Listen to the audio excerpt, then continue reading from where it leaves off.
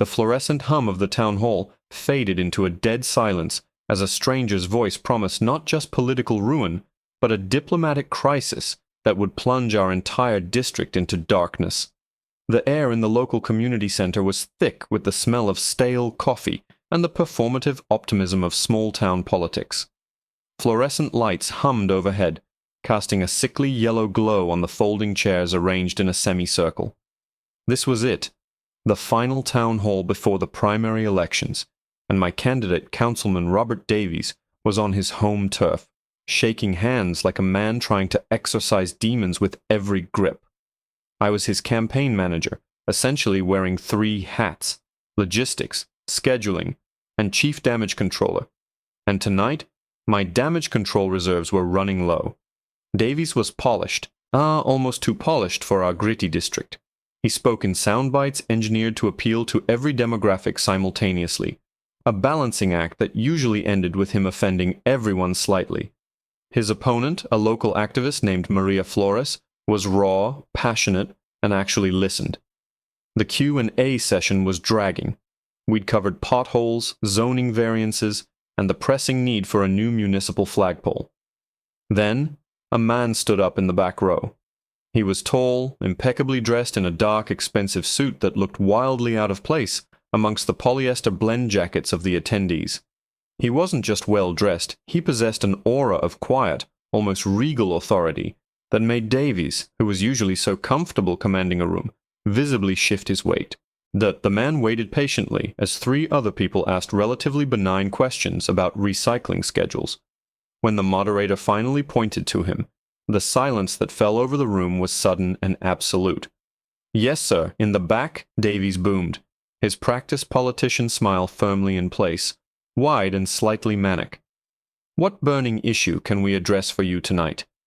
The man stepped forward, moving with a deliberate grace that made the floorboards seem to squeak under his expensive leather soles. His skin was the deepest shade of mahogany, his features sharp, aristocratic, and his eyes, they held the unnerving stillness of a predator observing prey. "Councilman Davies," he began, his voice a low, resonant baritone that carried effortlessly to the back wall without needing a microphone. It wasn't loud, but it commanded attention, like the sound of distant thunder. He spoke with an accent I couldn't immediately place, precise, formal, utterly foreign. "My name is irrelevant to the matter at hand, but my concerns are deeply vested in the future prosperity of this community." Davies beamed, ready for the standard, "My property taxes are too high" complaint. "That's what we're here for, my friend. Tell me, what area of municipal oversight concerns you most?" "It concerns the rhetoric," the man stated, his gaze locking onto Davies like a laser. "Specifically, the recent comments you made to the Gazette editorial board regarding voter mobilization in the lower wards." My stomach dropped. Davies had been pushing the envelope lately, trying to appeal to the historically conservative elements of the county, and that meant wading into dangerous waters concerning minority voter turnout. Yes, those comments," Davies chuckled nervously, wiping his brow with a silk handkerchief. "A slight mischaracterization, perhaps. I assure you, I value every single vote in this district, regardless of origin, Councilman," the man interrupted smoothly, "because what I recall you stating, quite clearly, was that specific demographic groups in the South End were unreliable, transient voters who require undue resources to engage." The air solidified. The community center, usually buzzing with background noise, became tomb quiet. Flores, sitting near the front, looked stunned. Davies went pale beneath his stage tan. He scrambled, his practiced charm dissolving into desperate stammering. "Now wait just a moment, sir. That's taken completely out of context. It was about focusing our limited budget where the return on investment for civic engagement is proven. It's simple economics. We need reliable participation to justify spending taxpayer dollars on outreach to groups that historically show low engagement." The man didn't blink. "Low engagement, Councilman. Or perhaps groups whose historical interactions with the political structure have resulted in systemic disenfranchisement, making them understandably skeptical of your promises." He leaned in slightly, his shadow falling across the councilman's notes. I happen to represent a substantial population within this very district, Councilman. A population whose civic participation you seem intent on dismissing as an inconvenience. Davies finally found his footing, but it was the wrong footing. He deployed the condescension he usually reserved for local nuisances. Sir, with all due respect, I appreciate your passion, but unless you are a registered voter here or own significant property, your concerns carry less weight than those of the people who actually foot the bill for these services. We are talking about local governance. This isn't— Oh, I assure you, the man interrupted, his voice dropping an octave, losing all trace of the previous formality and hardening into something impossibly cold. My concerns carry immense weight here. Perhaps you should concern yourself less with the transient nature of the electorate and more with the permanent nature of international diplomacy. Davies blinked, thrown off his prepared script. Diplomacy? Sir, this is a local council meeting. I don't know what you're implying. The man reached into his inner jacket pocket, not with haste, but with the slow, deliberate movement of someone executing a known ritual.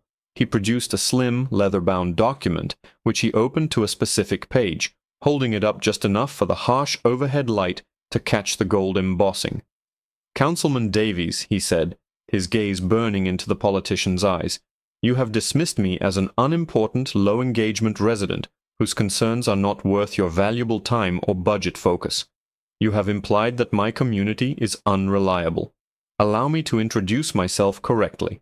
He straightened, holding the document forward, its official seal gleaming. The room was holding its breath, every single person now leaning forward, mesmerized by this bizarre escalation. My name is Ambassador Kwame Nkrumah, the man declared, his voice echoing with sudden, shocking authority. And I am the accredited ambassador extraordinary and plenipotentiary from the Republic of Asmar. I am not merely a resident of the South End, Councilman. I reside there because my government holds significant strategic economic interests in this very district. Interests that your current, deeply prejudiced rhetoric is now jeopardizing. Davies' face didn't just go pale, it drained of all color, transforming into a waxy, horrified mask. He looked like a man who had just confessed a murder into a live microphone. The ambassador had just called out a sitting local politician in a public forum, effectively threatening diplomatic reprisal over a comment about voter outreach. And the worst part?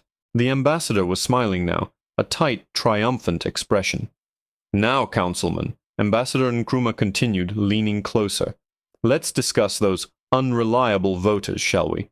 Because I have a full dossier on every single constituent I represent, and I assure you, Councilman, if you wish to maintain your career, we need to have a very serious, private conversation about the future of your campaign and the stability of your international trade agreements. The ambassador paused, letting the silence stretch until it was agonizing. He glanced down at the document in his hand, then back at the visibly sweating Davies. Tell me, Councilman, he purred, the threat hanging heavy in the air. How quickly can you arrange a meeting? Just you, me, and a secure line to Washington?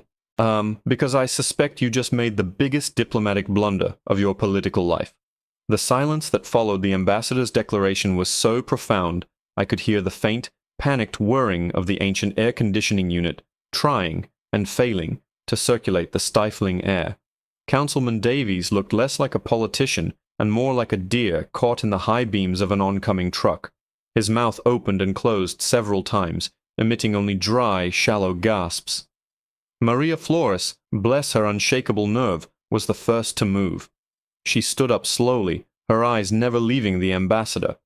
Her previous shock had morphed into a sharp, calculating interest. Ambassador Nkrumah, Maria said, her voice steady, cutting through the tension without trying to compete with the ambassador's resonance. While I believe Councilman Davies has demonstrated a profound lack of judgment this evening, I must ask, are you suggesting that the diplomatic relations between the Republic of Asmar and our municipality, or perhaps the nation, are contingent upon the local political success of one council candidate? It was a delicate probe. She wasn't challenging his authority. She was framing the situation, ensuring that if Davies collapsed, she would be seen as the responsible adult stepping in, not an opportunist capitalizing on chaos. Ambassador Nkrumah turned his intense gaze toward Maria. For a second, I thought he might dismiss her too, But he paused, recognizing a different kind of power emanating from her, authentic, grassroots power. "Miss Flores," he acknowledged, a flicker of respect entering his eyes. "A keen observation. And to answer your question directly, no. My primary concern is the stability of the multi-billion-dollar infrastructure investment my government has placed in the South End. Investments that were secured, in part, based on assurances of equitable treatment for all local stakeholders, assurances Councilman Davies appears intent on contradicting." He stepped back from Davies, who seemed to shrink further into his expensive, ill-fitting suit. "Councilman, I require confirmation of that meeting, immediately. I have my attaché waiting downstairs to relay the necessary contacts to your campaign manager." He nodded dismissively toward me. "You." He addressed me directly, his eyes pinning me in place. "You will ensure the schedule is clear tomorrow morning. My time is not yours to waste." Davies finally found a voice, a thin, reedy sound entirely unsuited for leadership. "Wait. Ambassador, please. This is a misunderstanding. I can clarify everything tomorrow. I value Asmar's investment, of course. I assure you, my commitment to the district—" "Your commitment is now questionable, Councilman," Nkrumah stated flatly. He looked down at the document one last time, then tucked it away. He gave a curt nod toward Maria, another curt nod toward the bewildered room, and began to walk toward the exit, his silhouette radiating untouchable authority. As the ambassador reached the double doors, I moved on pure instinct. I knew if Davies was left alone to spin this disaster, we were finished. The narrative would be Councilman scared off by foreign power play. I had to get ahead of it, frame the narrative as Councilman Davies proactively seeking dialogue with key international partner. "Ambassador Nkrumah." One moment," I called out, practically sprinting past the stunned councilman and intercepting the ambassador just before he reached the door. I thrust my business card into his hand. "My name is Alex Chen, Councilman Davies's campaign manager. I understand the urgency. I can arrange the secure line setup for 7 a.m. tomorrow. That gives us time tonight to brief the councilman on the sensitive nature of your holdings." Nkrumah took the card, turning it over in his fingers as if inspecting a rare artifact. He glanced at the glossy paper, then up at me. There was an assessment in his eyes, quick, penetrating, and unnerving. He saw the panic in my posture, but also the genuine, frantic loyalty of a manager trying to save a sinking ship. 7 a.m. Secure line, he confirmed, his tone implying that failure to comply was unthinkable. "And Mr. Chen, when you brief your principal, ensure he understands the gravity. My government is not known for its patience in these matters. We have contingencies." He left. The door swung shut behind him with a soft, almost polite click, but the sound echoed like a starting pistol, firing the race for political survival. The entire room erupted. People were murmuring, pulling out phones, snapping photos of the empty doorway. Maria Flores was already surrounded by supporters, speaking in measured tones about integrity and representation. I turned back to Davies, who was leaning heavily against the podium, his skin clammy. "Robert, we need to get out of here. Now. We have to get you prepped for tomorrow. This isn't a town hall screw-up. This is a potential federal issue if he escalates this to the State Department." "Federal issue," Davies whispered hoarsely. "Alex, what did I just do? I insulted an ambassador over recycling." "You insulted a major foreign investor who happens to be an ambassador," I corrected, grabbing his arm and steering him toward the back exit, away from the surging crowd. "We spin this as an administrative misunderstanding. You respect the Asmar investment. You apologize profusely to the ambassador, and you make him believe you can deliver the votes he needs, even if we have to bribe every single person in the South End with street repairs." We scrambled into the campaign SUV, a battered hybrid that suddenly felt criminally inadequate for transporting a politician facing an international incident. As I pulled out into traffic, Esti trying to mentally map out a damage control strategy that involved lawyers, state diplomats, and possibly a crash course in Asmari history, Davies looked utterly defeated. "Alex," he muttered, staring out the window at the passing lights of the district he was about to lose, or perhaps accidentally ignite into an international flashpoint. He mentioned contingencies. What kind of contingencies? I gripped the steering wheel tighter, the traffic lights blurring into streaks of red and green. I had spent weeks tracking Davies's fundraising, his local poll numbers, his opposition research. I had zero intelligence on Asmar. The only thing I knew about the Republic of Asmar was that it was a small, resource-rich nation whose presence here, investing billions in our derelict industrial park, was the only thing keeping Davies's campaign afloat financially. I don't know, Robert, I admitted, the cold dread settling deep in my chest. But the key is tomorrow morning. We go in, we apologize, we promise him everything, and we hope his definition of contingency doesn't involve shutting down the power grid to the entire South End on Election Day. Suddenly my phone buzzed. A text message from an untraceable, encrypted number. It wasn't Davies's contact. It was a single line of text, stark white against the dark screen, followed by a digital attachment. Mr. Chen, the ambassador sends his regards. You should review the attached memo before 7 a.m. and to pay particular attention to the clause regarding non-discrimination in foreign asset deployment. I pulled the SUV over abruptly, tires squealing slightly. I tapped the attachment, and a heavily watermarked PDF document loaded onto the screen. It was titled Asmar Municipal Investment Stabilization Protocol, AMISP, Section 4, B. My eyes scanned the dense legalese until I hit the relevant section. It wasn't about infrastructure or tariffs. It was about political leverage. The document explicitly detailed how, in the event of local political actions deemed hostile to Asmar's core economic interests, the Republic reserved the right to immediately initiate a previously secret, binding agreement with the county board to seize and operate specific, designated public utilities within the affected district, utilities vital to community function, until the political climate was restored to favorable neutrality. I looked up, heart hammering against my ribs. The document wasn't threatening international trade war. It was threatening to seize control of the local water supply, the main electrical substation, or perhaps even the emergency services communications network, all under the guise of protecting their investment. And the critical trigger date for the AMISP protocol? It was set for the day after the primary election. I slowly looked over at Councilman Davies, slumped next to me, oblivious.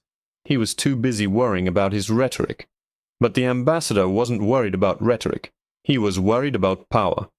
And then my phone buzzed again. This time it was an automated emergency alert that flashed across the entire screen, overriding everything else. It was a county-wide warning. Unscheduled. Emergency maintenance detected at South End Substation B.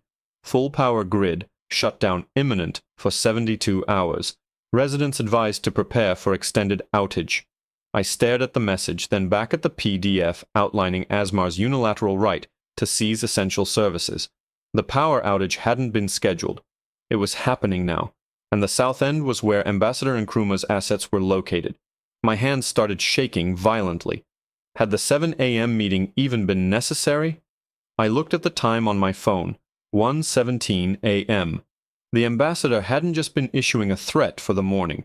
He was showing us the consequences, right now, tonight, to ensure we understood the stakes before dawn. The lights in the city ahead of us, in the direction of the South End, began to flicker violently, one after the other, winking out into absolute darkness, plunging the lowest wards of the district into silence and shadow.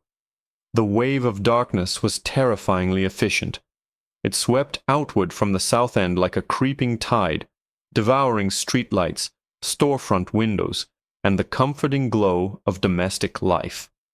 Within 90 seconds, the familiar urban sprawl that usually glittered like spilled diamonds was reduced to an eerie landscape, illuminated only by the sporadic, weak beams of distant highways far outside the affected zone. Councilman Davies finally snapped out of his catatonic state, shrieking, "The power! Alex, what is happening? Is this a terrorist attack?" "No, Robert," I managed, my voice tight, adrenaline spiking dangerously high. "It's a demonstration. It's Nkrumah. Look at the protocol again." I shoved the phone toward him, the screen's light illuminating his terrified face. He squinted at the text detailing the Asmari right to seize operational control of local utilities under hostile political circumstances. "This is extortion. This is illegal. We call the police. We call the governor," Davies stammered, fumbling for his own phone, which, predictably, only showed the dreaded "no service" icon. The substation must have controlled the local cell tower relays too. "Think, Robert. The power grid went down precisely when he said it would, concurrent with this document showing up in my inbox," I hissed, trying to keep my voice down, though there was no one left to hear us but the stunned trees lining the quiet residential street. "This isn't a negotiation starting tomorrow. This is a takeover that started 10 minutes ago. He's not waiting for the State Department. He's rewriting the ground rules for the primary tonight." My mind was racing, discarding panic in favor of cold, hard strategy. If Nkrumah controlled the physical infrastructure, the power, maybe the water pressure, he controlled the ground reality of the election. Who could campaign without electricity? Who could organize? Who could even communicate? "We have to get down there," I decided, slamming the gear shift into drive. "Wait, we have to see what's happening at the substation. If he's just threatening to seize assets, that's one thing. If he's already manning the controls, that's martial law." Davies moaned, sinking lower in his seat. "I can't go there, Alex. If he sees me, he'll have me arrested for trespassing on Asmari property. If you don't go, you'll be arrested for political suicide by Maria Flores when she starts handing out candles and bottled water from her fully operational headquarters tomorrow morning," I shot back. "We need to assess the tactical situation. If we can prove he's operating illegally, we might still have a legal angle." We drove slowly toward the south end, the SUV's headlights cutting meager tunnels through the suffocating blackness. The deeper we went, the more profound the silence became. No barking dogs, no distant music, and no hum of refrigerators, just dead air. When we reached the perimeter of the industrial park where the main substation, Substation B, was housed, the scene was anything but abandoned. Floodlights powered by huge diesel generators that were clearly not part of the municipal grid blazed around the chain-link perimeter fence. The generators were roaring, a defiant mechanized counterpoint to the surrounding silence, and there were vehicles.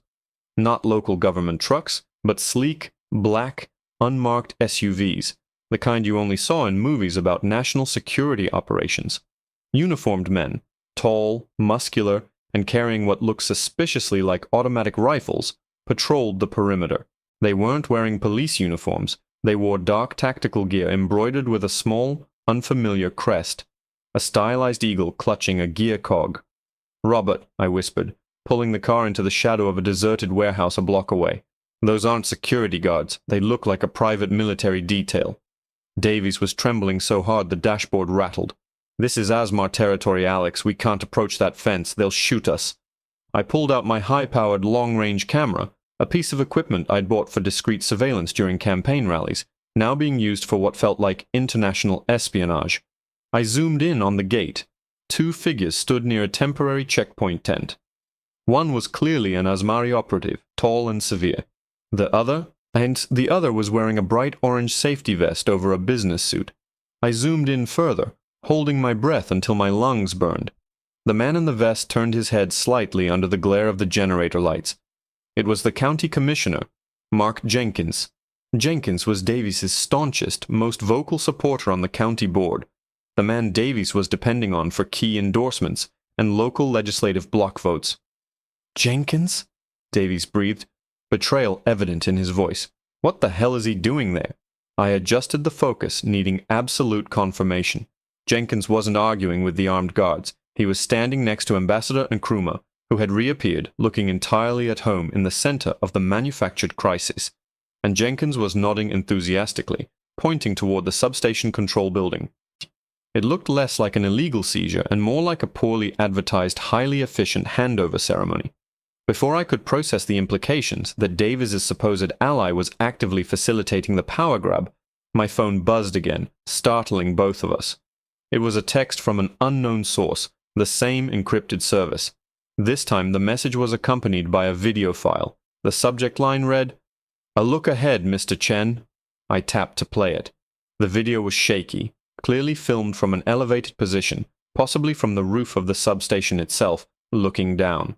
The view was focused on the interior control room, which was brightly lit, powered clearly by Nkrumah's generators. Inside, Ambassador Nkrumah was seated at the main communications console, his back mostly to the camera, speaking intently into a headset.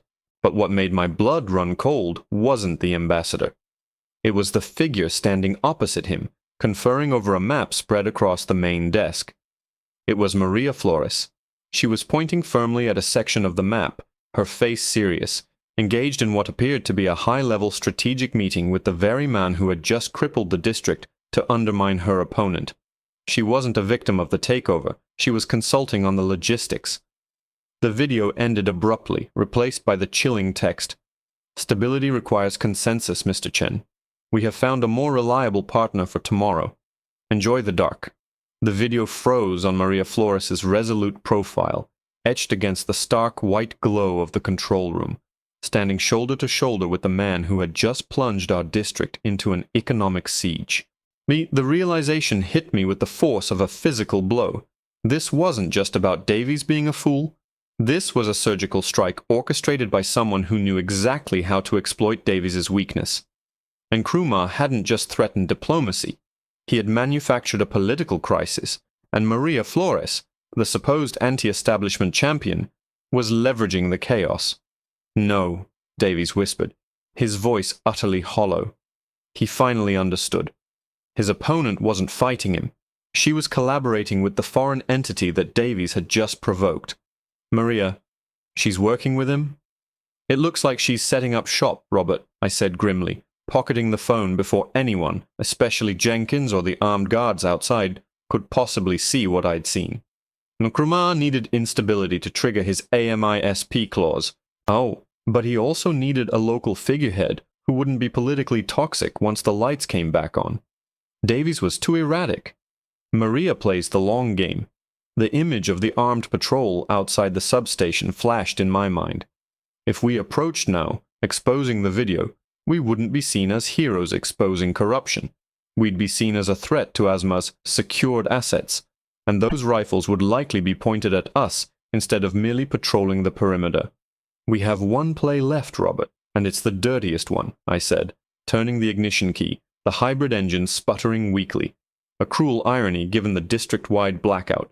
We can't fight Nkrumah's muscle, and we can't fight Maria's sudden political legitimacy. We have to stop the election itself, or at least discredit the results so thoroughly that the governor has to step in. Davies looked up, a spark of desperate, ugly resolve returning to his eyes. How? The voting machines run on power. If the South End is dark, they can't vote. Exactly. But Maria and Nkrumah are counting on the South End staying dark, forcing voters to stay home, or rely on their orchestrated emergency centers, I explained rapidly. We can't restore the main grid, but we can create a localized counter-narrative. We need visible, undeniable proof that Nkrumah is rigging the infrastructure before the polls open. I pulled out my own emergency kit, a heavy-duty battery pack, 2 high-lumen portable floodlights, and a satellite phone I kept for worst-case scenarios involving remote site visits. You're going to take these floodlights, I instructed, handing him the heavy gear. You're going to drive to the North End precincts, the areas that are still lit up, the areas where your reliable voters are. You're going to set up those lights right next to the polling stations. You're going to film every voter entering, looking strong, looking like business as usual. Davies stared at the lights as if they were alien artifacts. And you? I'm going back to the substation, I said, meeting his gaze. I can't get inside, but I can get close enough to the perimeter fence to document the Asmari presence, the generators, and most importantly, Jenkins. If Jenkins, a sitting county commissioner, is cooperating with an armed foreign entity to seize local infrastructure, that's a story Washington can't ignore. Regardless of what Nkrumah has promised Maria, the plan was suicidal. Davies would be visible, campaigning in the dark, likely being filmed by Maria's people for their own propaganda feed. I would be risking arrest, or worse, engaging with armed private security, enforcing a foreign corporate takeover. But the alternative was letting Nkrumah and Flores divide and conquer the district under a blanket of manufactured darkness. Go, Robert, film everything. Make noise where they can hear you, I urged, pushing him out of the car. I took the satellite phone and circled back, driving slowly toward the industrial park again, feeling the weight of every armed guard, every silent, dark street. When I reached the closest elevated structure, an abandoned grain silo overlooking the substation, I began the agonizing climb, the metal rungs cold and slick under my desperate grip. When I finally reached the top platform, gasping for breath, the view was stark. The south end was a void, save for the defiant, manufactured brilliance surrounding Substation B. I set up the satellite phone on its tripod, pointed the lens at the gate, and hit record. There was Nkrumah, Jenkins, and Maria Flores. She was now wearing a formal suit, laughing with the ambassador, pointing toward the power lines, clearly outlining the new normal. She had won the moment Davies handed her the opportunity. I zoomed in on Jenkins, who looked simultaneously smug and terrified, shaking Nkrumah's hand with excessive warmth. I captured the crest on the guards' uniforms. I got the serial numbers off the generators. I had the evidence. Just as I was about to pull the phone back into its protective case, an alarm blared from the substation itself, a piercing, high-pitched sound that cut through the roar of the generators. The guards snapped to attention, leveling their weapons, not toward the perimeter, but toward the internal control room. Through the scope, I watched Nkrumah turn sharply. Then, the door to the control room burst open, and a new figure emerged. A woman I didn't recognize, wearing an official, dark blue suit bearing the seal of the United States Department of Commerce. She wasn't alone. She was flanked by two stern-faced men in dark suits, real federal agents, not private contractors. The woman strode directly toward Ambassador Nkrumah, cutting him off mid-sentence. Her voice, and though too distant to hear clearly, was sharp and authoritative. She pointed at the generators, then at the Asmari guards, and finally she slapped a document onto the desk where Maria Flores had been standing moments before.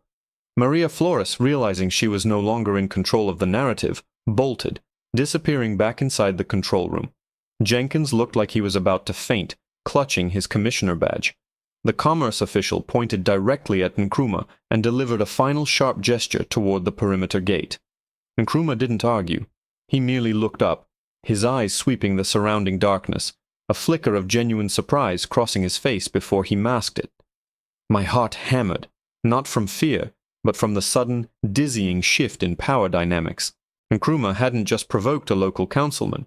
He had clearly overstepped federal guidelines, and someone in Washington had been monitoring his aggression far more closely than Davies or I realized.